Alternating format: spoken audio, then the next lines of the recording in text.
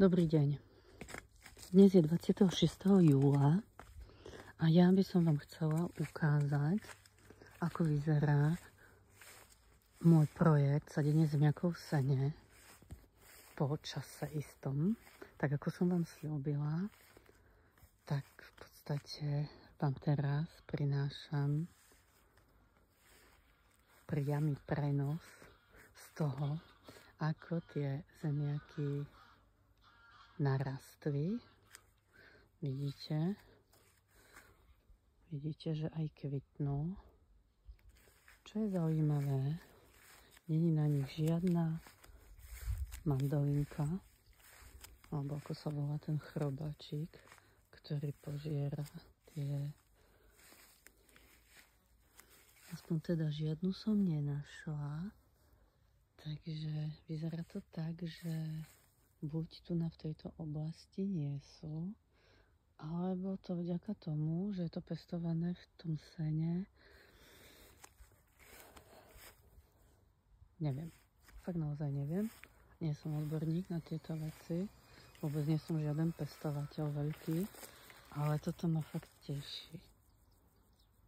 Takže takto vyzerajú tie zemiaky. Mohla by som sa aj pozrieť, čo tam vidíme pod tými rastlinami, keď trošku zahrabeme, že či tam sú nejaké zemiaky.